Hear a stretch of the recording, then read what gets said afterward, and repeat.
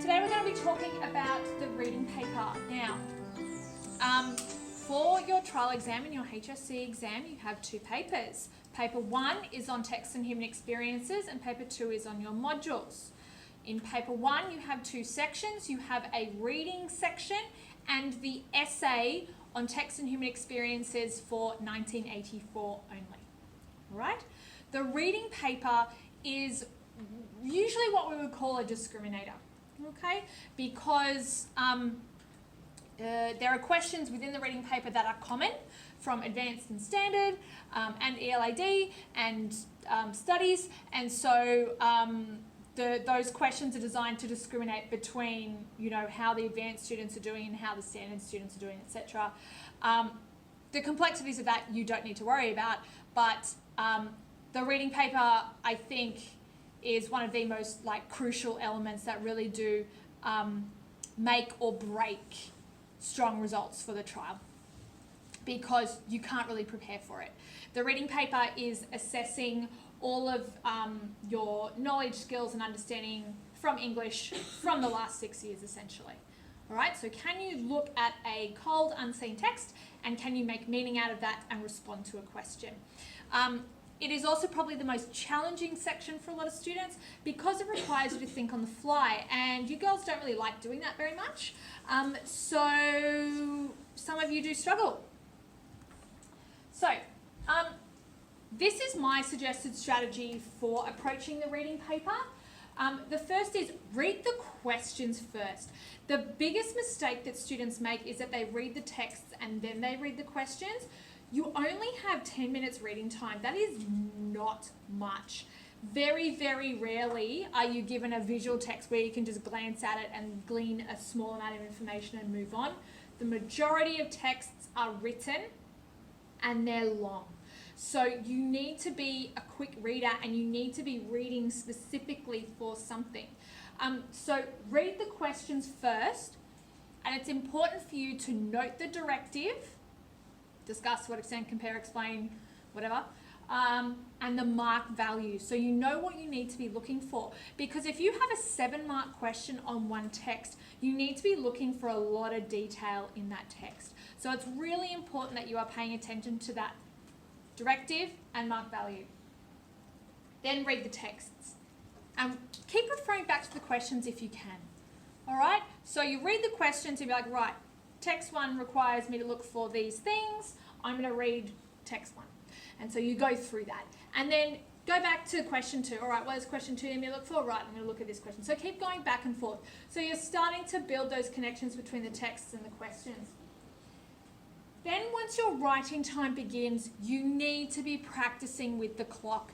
If you haven't been doing timed practice essays and timed reading papers, you need to be doing them frequently between now and next week, because you need to get into that habit of writing and checking the clock as you're going, because you are only allowed 2 minutes per mark value. I watch students chew up their writing time for their essay by getting weighed down in the reading paper. If you have a 7-mark question, only spend 14 minutes on it. If your 14 minutes is up, too bad, so sad, move on. You cannot afford to spill minutes in that section. You can't do it. You need the full amount of time to complete the reading paper and the full amount of time to complete the essay. So make sure 2 minutes per mark value. Just do a little bit of numeracy. Right. I'm just going to go through a couple of questions. These are from Matrix online reading paper that's uploaded. I don't think it's very good, but the questions are helpful. So you can get an understanding of what you need to be writing about and how to approach reading paper questions. And then I'll do a Q&A at the end. So this is question 1. The reading paper is also designed to be that stretch, that warm-up, the kind of thing to sort of get all that nervous energy out before you actually focus on the essay. Some of you might want to do the essay first and then come back to the reading paper. That's totally fine. You can do that. So if you're going in and you're feeling like I've got all that information, I've got all my quotes, I've got all my 1984 stuff in, I'd much rather start with the essay, then do that. But The one way I would say that that is not necessarily a good approach is that you split your focus, because the reading time is designed for you to be reading the texts and the short answer questions. So I say, don't even look at the essay question. Don't even, because it splits your focus. And then you spend 30 seconds, 5 minutes, having a panic or thinking or overthinking the essay question when you really should be concentrating on the reading paper. So do what works best for you, please. But just based on my experience and based on feedback from students that I've had from the last decade of teaching the HSC, ignore the essay question, focus on the reading. Use the reading, do the reading, then move on to the essay question. If you have been revising, if you have been studying, that information is in your brain. Trust me, it's there. If you have been chunking your study and been breaking it up and doing smaller sections and coming back to it over a long period of time, that information is in there. Focusing on the reading paper and then re-energizing your brain to focus on the essay question is so much more effective than splitting your focus and chewing up that working memory we keep talking about, which is so valuable in our exam strategies. Okay, so that's just my tip. So, question 1. Use text 1 to answer this question. Discuss how the poster presents a paradox in the human experience. So, we're paying attention to the directive. Discuss. 3 marks. Right? We're not expecting a page. We're not expecting 50 pages. Okay? We want thesis. 2 to 3 examples that are linked to thesis. Done. Move on. All right? So many of you think that the more you write, the more chance you can get full marks, but really once you've written enough for 3 marks, that's all you're going to get. It's not like I'm going to turn around and be like, oh, you know what, they actually wrote 3 pages for this question, I'm actually going to give them 8 marks for this. No, it doesn't work like that. So once you have responded to the question, move on. And again, keep an eye on the clock. How many minutes should we spend on this question? 6. Well done. You passed Hindi mathematics. We should be spending 6 minutes on this question and not a moment more. Seconds count, girls. Seconds really do count. So just keep an eye on that clock. So, what you need to do for this question, you need to understand what a paradox is. What does this paradox say about the human... Well, that's the poster. What does this say about the human experience? It should be experience of existence. And how many examples do you need? 2 should be enough as long as they're fully elaborated on. And because this is a poster, visual literacy is key. So if you haven't been revising your visual literacy, you just need to have a couple in your head. You know, colour, contrast, symbolism, vectors are really helpful, gaze, positioning. Like you only need to know a couple. I can't remember if you're going to get a visual text in your trial. No sample papers that I have seen have had a visual text. That includes last year. Okay, they're all written. Alrighty, so, but just bear in mind that you might be given a visual text, so you might need to analyse that. So just brush up quickly on a couple of visual techniques. But for this particular poster, we also have words. So you could also talk about the language of the poster as well. Right, so for this question, sample thesis. Text 1 poster expresses through contrast and symbolism the paradox of humans existing in a world of perceived free will. So that's the paradox. Paradox is that we think that we're free, but we're actually not. The poster suggests that while people of Hollywood feel they have the power of expressing their voice in stories, they are in actuality controlled by more powerful forces. There's my thesis, there's my elaboration, example 1, example 2, linking back to notions of free will, being controlled, about having their voices silenced, tons of different examples. So I could talk about the colour contrast. So if we look at, you know, writer and hands, suggests being bound. I could talk about the paradox within the title, the writer with no hands. I could talk about the symbol of the puppets connected to the Hollywood sign. I could talk about foreshadowing in the byline, which is some murders should be left unsolved. There's heaps. I wouldn't talk about all 4 of these. I'd just pick 2 because that's all I need to do, and make sure that I'm linking it back to my thesis. Okay? Right. Another question.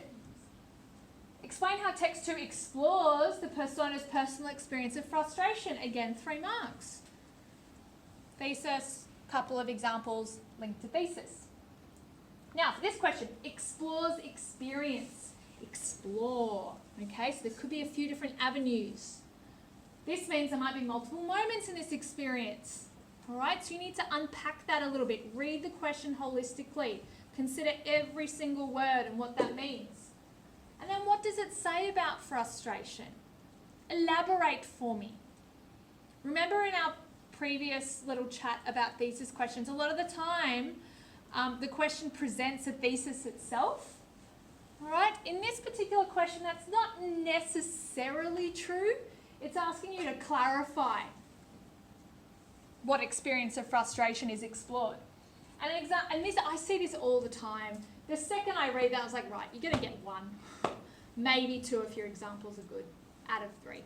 Because we see text 2 uses an extended metaphor to explore the experience of frustration. Now this student, aka Miss Coupland half an hour ago when she was writing this PowerPoint, thinks that, oh, I've done the right thing because I've got my main technique out there and then I'm going to have an example thesis. No, because you actually haven't told me anything about the experience of frustration and how the text explores that experience of frustration, which means, what is it saying about frustration at the start, middle, end? Is the frustration always entirely clear? Does the frustration build? Remember, explore. So we've got multiple moments potentially, or a gradual development. And again, frustration with who, what, or why. So you need to be elaborating on that.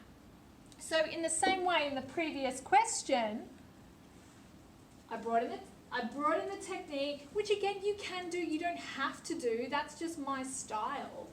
And I talk about the paradox of existing in a world of perceived free will, broad thesis, but then I clarify. Specifically in this poster, we get a sense that people in Hollywood have a voice, but they're actually controlled. And the marker is getting a sense that literally, oh, that kid looked at the poster. Great, they've comprehended it. The reading paper is comprehension. It is comprehension. And in the same way that we talk about in your essays demonstrating that you've read the whole text, in the reading paper, it's the same. Oh, that kid actually looked at it. Cool. Oh, they've noticed the Hollywood sign. Oh, they've noticed that little thing in the background. Oh, they've picked up on that too. They have read and engaged with it, and they have interpreted it in relation to the question. Super important. Right, question 3. Explain how different aspects of the protagonist's experience of friendship are represented in this extract. Blech, what a mouthful. How many minutes do we spend on this question? 14. Do we spend 15? No. Save those minutes for your essay. If you carve out a question quickly, save the minutes for the essay.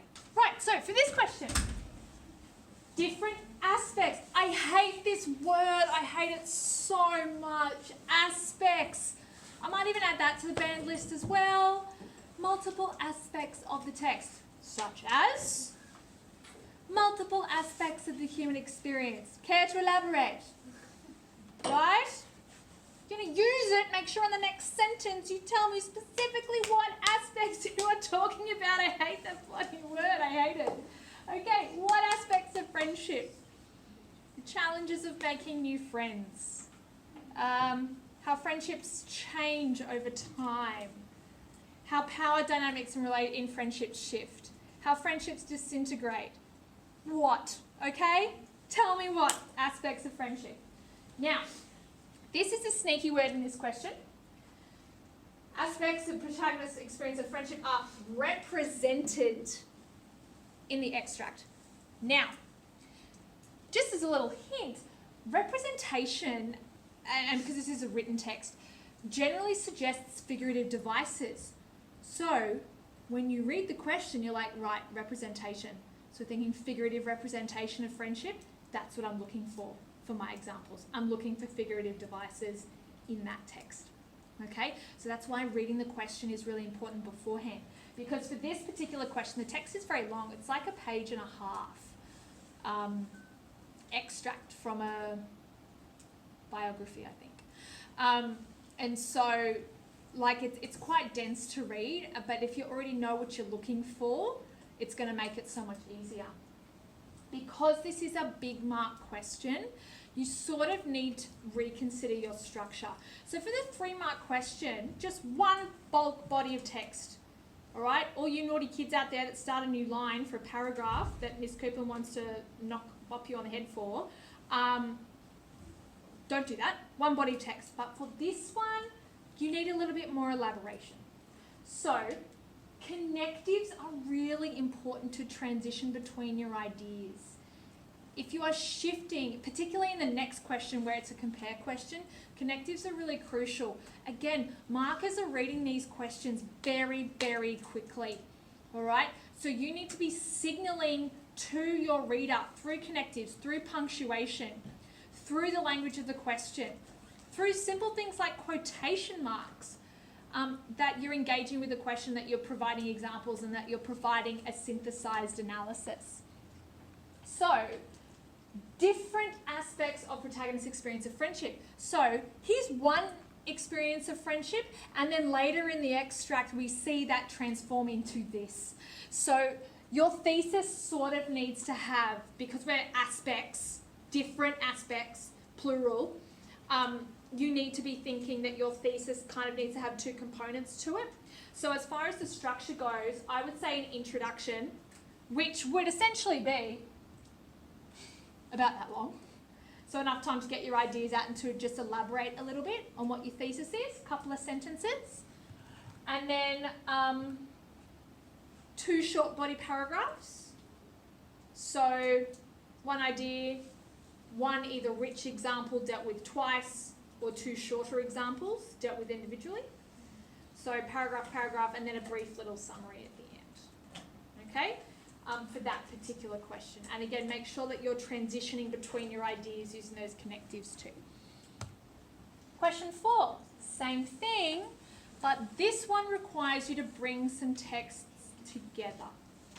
So compare how text 3 and text 4 explore the challenges of belonging in the individual human experience. So, what challenges of belonging? Don't just tell me that they explore the challenges of belonging. Cute, congratulations, you can copy words from a page. 10 marks to you. No. What challenges? You need to be elaborating on those. So for this one, draw the text together. What connects, but also what conflicts to add meaning? Let's think, our resonances and our dissonances. What does Richard do, and then what does Pacino do, and then what do we understand as a result?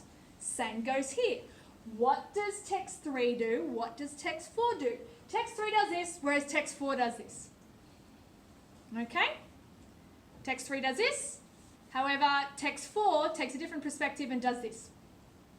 Compare. Really, really important.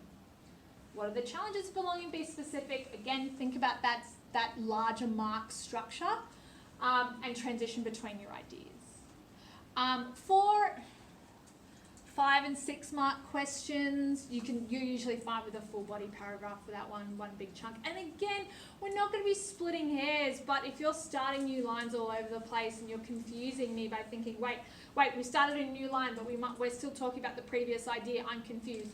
That's what's going to limit your ability to get the full range of marks in relation to structure and organisation of your ideas. Okay? So don't fret.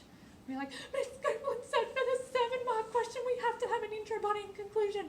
Well, yeah, but, make it work for whatever type of question you have.